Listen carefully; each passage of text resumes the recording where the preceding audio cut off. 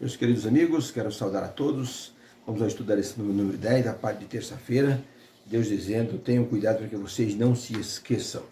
Quando eu era menino, meu pai sempre me dizia, você não pode se esquecer da lição sobre a Bíblia. Ele me fazia ler a lição.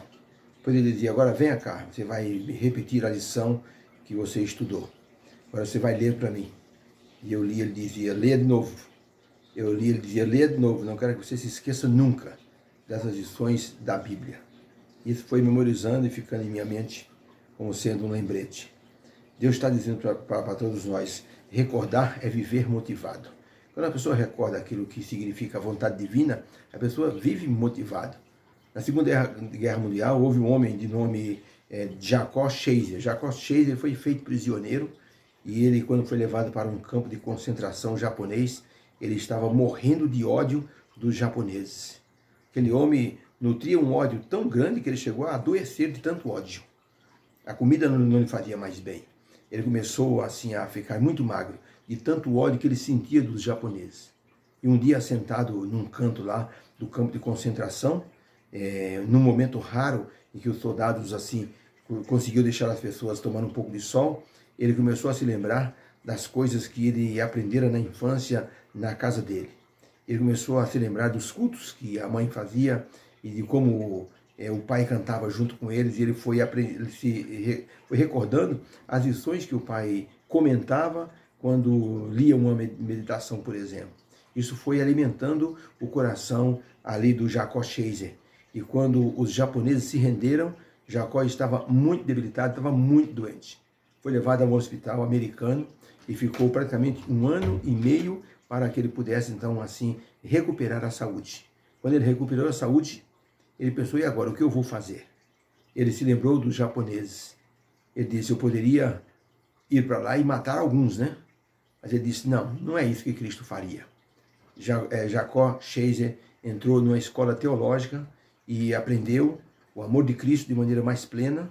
Ele se tornou missionário e foi pregar o evangelho lá no Japão, salvando seus antigos inimigos da perdição eterna. E ele dizia, eu só me tornei missionário por causa de tudo que eu recordei da minha infância, dos cultos, daquilo que meus pais me ensinaram.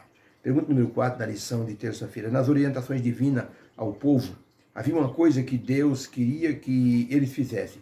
Que coisa era essa e qual a sua importância?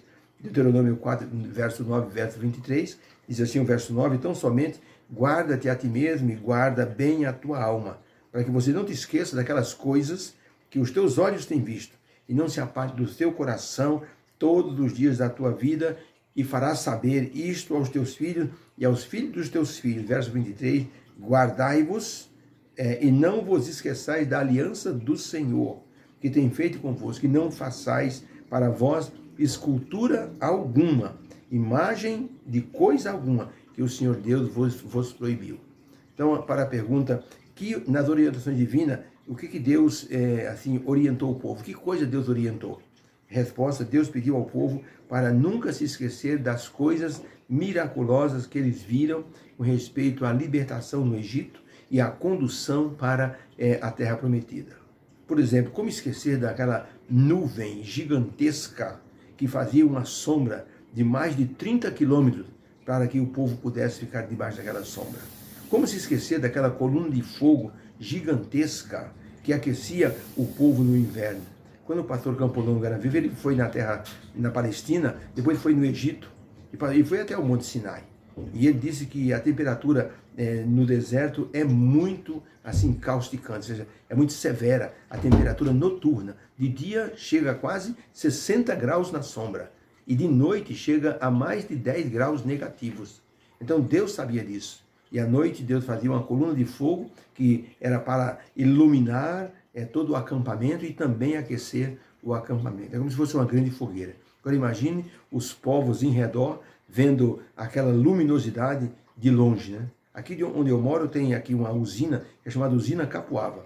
E de vez em quando a gente vê de uma chaminé gigantesca que vem uma labareda que sai, são gases queimando, por causa da usina que faz ali a fabricação de muitas coisas de petróleo. E então, para não ficar o gás acumulado, eles jogam para o alto e eles acabam queimando. E aquela aquela gigantesca chama, nós costumamos ver daqui numa noite assim bem clara e a gente consegue ver. E é um espanto para todo mundo. Quando surgiu era um espanto para todo mundo. Agora todos já estão acostumados. Mas imagine aquela coluna de fogo gigantesca e o povo, as nações em redor vendo aquilo. Deus disse, fala ao povo para não se esquecer das coisas que eles viram. E que eles falem isso para os seus filhos. Tá? Deus tinha um amor muito grande pelo seu povo e não gostaria de ser esquecido. Olha a preocupação divina. Deus não gostaria de ser esquecido. Pode acontecer isso hoje. Deus abençoa tanto a nossa vida, mas de repente a gente entra numa situação nova e nós nos esquecemos de Deus. Eu conheci um rapaz numa igreja, excelente diretor JA. Fiz muita semana de oração na igreja dele. Um dia eu cheguei lá e disse, olha, eu acho que vai ser meu último JA. Por quê, Daniel? Ele disse, porque eu joguei na loteria e ganhei 30 milhões de reais. Estou indo embora para a Austrália, depois vai para o Japão, depois para o Canadá. Eu disse, mas e a igreja? Ele disse, a igreja pode esperar. Eu agora vou curtir a vida. Esqueceu de Deus, completamente. Eu encontrei 5 anos depois. E aí, Daniel? Ele disse, ainda estou naquela vida. Ainda estou investindo muita coisa, estou ganhando dinheiro. Já casei 3 vezes. Falei, não acredito, você casou 3 vezes? Já 3 vezes. Casei com uma, não deu certo. Dispensei, peguei outro, tenho dinheiro. Agora, eu não me preocupo com isso, não. Então eu disse, Daniel, você vai assim, dar com os burros na água, rapaz. Uma hora você vai entrar numa situação desagradável. E eu disse, lembra-se das coisas passadas, de como você era feliz. Gente, olha, encontrei com o Daniel faz 1 ano. Ele estava muito triste, depressivo, mesmo com o dinheiro que possuía, já havia perdido muito dinheiro. E ele então havia entrado num negócio que lhe deu muita dor de cabeça. Ele disse, olha Gilberto, vou ser sincero para você, você tinha razão. A gente tem que se lembrar das coisas antigas, porque a gente era feliz e não sabia. Eu era feliz e não sabia. Ele dizia, amigo, eu ganhava 2 mil reais por mês. Hoje eu ganho mais de 3 milhões por mês e não tenho felicidade. Ele diz, volta para Jesus, volta para Deus. Deus estava dizendo para o povo de Israel, eu amo vocês, não quero que vocês se esqueçam de mim. Por isso vocês têm que estar sempre lembrando das coisas que eu fiz. O povo, se quisesse ser abençoado, tinha que ser obediente a Deus. Deus garantia a felicidade para eles. Tá? O povo não podia se esquecer porque Deus estava dando um conselho dirigido de forma pessoal, individual. Ou seja, não sejam negligentes, não deixem de recordar as coisas que eu fiz por vocês. Inclusive, o apóstolo Paulo, ele contava para a igreja de Corinto o que Deus havia feito pela igreja do deserto e como Deus os abençoara. No livro Atos dos Apóstolos, na página 315, diz assim, Ellen White escreveu, o apóstolo Paulo apontava aos coríntios as experiências do antigo Israel. Recordava-lhes a miraculosa maneira porque os hebreus foram tirados do Egito sobre a proteção da nuvem de dia e da coluna de fogo à noite. Por esses atos, Deus havia reconhecido Israel como a sua igreja, a igreja do deserto. O apóstolo Paulo fazia menção disso para a igreja de Corinto, para que eles pudessem entender que Deus estava dirigindo a igreja também. Pergunta número 5. Além de guardar, de se guardar, para não esquecer, Deus estava dizendo, tenha cuidado que não te esqueças das coisas. Além da pessoa se guardar, ou seja, não corra o perigo de esquecer. Além disso, ou seja, o que Deus recomendou também ao povo de Israel? Está em Deuteronômio 4, verso 9. Principalmente o final dos versos. Diz assim, Deuteronômio 4, verso 9. Então somente guarda-te a ti mesmo e guarda bem a tua alma e não te esqueça daquelas coisas que os teus olhos viram e não se aparte o teu coração todos os dias da sua vida. E agora o final do verso. E as farás saber aos teus filhos e aos filhos dos teus filhos. Agora outra passagem, Deuteronômio 6, verso 7. E as ensinarás essas coisas aos teus filhos, e delas falarás assentado em tua casa, e andando pelo caminho, e deitando-se, ou ao levantar-se. Então, a expressão falarás aos teus filhos, tanto sentado, deitado ou andando. Deuteronômio 11, verso 19. E ensinai isso aos vossos filhos, falando dessas coisas assentado em tua casa, e andando pelo caminho, e deitando-se e levantando. Uma repetição do que Deus havia dito em Deuteronômio 6, verso 7. Mas o final do verso que coisas Deus disse aos israelitas, recomendou, e que o final dos versos se torna também uma instrução. Resposta, Deus orientou os pais a contarem para os filhos os milagres que eles viram acontecer. Os pais viram acontecer, agora contavam para os filhos. e esses filhos contariam aos filhos dos filhos, e isso iria perpetuando a informação, para que as pessoas não se esquecessem a forma como Deus os tirou do Egito. Senão, lá na frente, ninguém haveria de saber qual a sua origem, ou seja, como é que foi que nós chegamos aqui? Nós somos uma nação de Israel, mas como é que nós chegamos aqui? Deus prometeu para Abraão que seria uma grande nação. Sim, mas e daí? Ficamos presos no Egito, Deus nos libertou, mão forte, poderosa, 10 grandes milagres no Monte Sinai, a nuvem sobre o Monte Sinai, Deus deu os 10 mandamentos, fez uma aliança conosco, nós fomos pelo caminho do deserto, chegamos diante da terra prometida, não quisemos entrar, fomos rebeldes, Deus nos fez perambular 40 anos, depois então voltamos de novo no limite da terra e Deus nos fez entrar e nos fez conquistar toda a terra. A história tinha que ser contada, para que eles pudessem se lembrar e perpetuar a informação. Preservar o conhecimento é importante, principalmente no âmbito religioso, a gente preserva o conhecimento. Eu me lembro que meu irmão faleceu agora há pouco, meu irmão mais velho, Jeová, mas ele era uma Bíblia ambulante. Meu pai dizia assim: Jeová, vamos dar estudo bíblico. Meu filho, onde é que está a passagem que fala sobre os ídolos? Ele já falava de imediato. Meu filho, onde é que está a passagem que fala sobre o sábado? Onde é que está a passagem? Ele sabia de tudo de cor.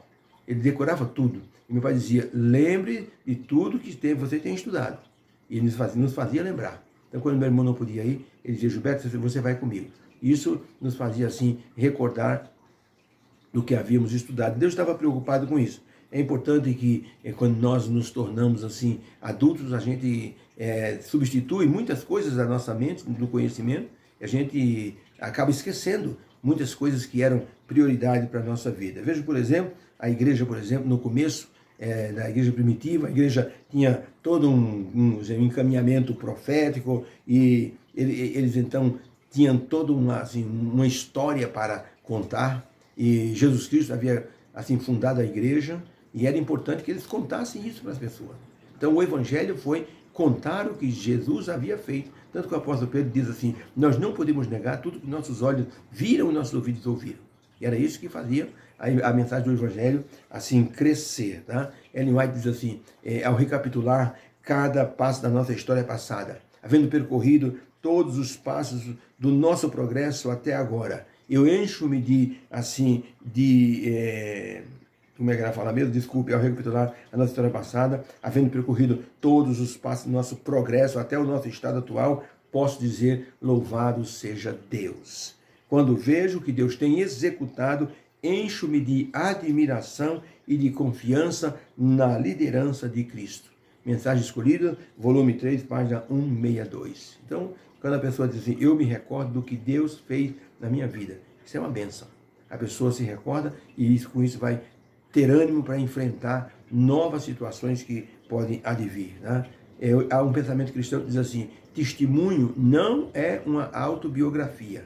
Testemunho é quando nós estamos assim contando por nós mesmos o que Deus fez em nossa vida. Não estamos falando de nós, estamos falando de Deus fazendo em nossa vida. Quando Deus diz para o povo: contem para os filhos o que aconteceu, Deus não estava dizendo: contem a grandeza de vocês, não era isso. Contem o que Deus fez na história de vocês. Então, Deus disse: tenham cuidado para vocês não se esquecerem de tudo que eu fiz. Tá? Lá na frente, quando houver uma perseguição, e a gente estuda isso com respeito assim, à angústia de Jacó, o alto clamor, vai ser preciso se lembrar das coisas estudadas. Uma senhora ficou cega, e quando as pessoas da igreja foram visitá-la, ela diz assim: calma, eu não estou triste, mas a irmã perdeu a visão, diabética, acabou ficando cega. Ela disse: eu sei, mas quando eu comecei a perder a visão, eu comecei a decorar grandes porções da Bíblia. Agora eu me oriento e eu me conforto relembrando das coisas que eu consegui assim decorar e memorizar. É muito importante. A gente deveria fazer um exercício de memorizar trechos da Bíblia. Né? Muitas vezes há pregadores assim que têm trechos decorados e falam assim. O pastor da minha igreja mesmo, ele tem assim uma facilidade muito grande. Ele está pregando, ele assim, cita textos, cita o capítulo, o versículo, muito interessante.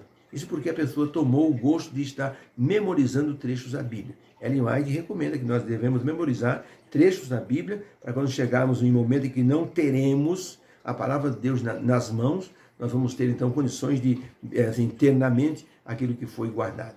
Não te esqueça das coisas que você viu e você viveu. Vamos orar. Obrigado, Senhor, pela mensagem de hoje. Nós não podemos esquecer do teu poder nos guiando, nos abençoando como pessoa, como igreja. Obrigado pela lição. O Senhor mostrou que o povo de Israel não podia se esquecer do que o Senhor fez por ele. Nos abençoe para que possamos relembrar sempre do teu poder nos guiando. Em nome de Jesus, amém. Fica com Deus. A lição está nos ensinando bastante coisa, hein? A lição do Deuteronômio, que no início nós pensamos, Deuteronômio é um livro chato, tem nada para aprender. Olha quanta coisa boa estamos aprendendo. Deus seja louvado. Obrigado porque você nos acompanha. Fique com Deus.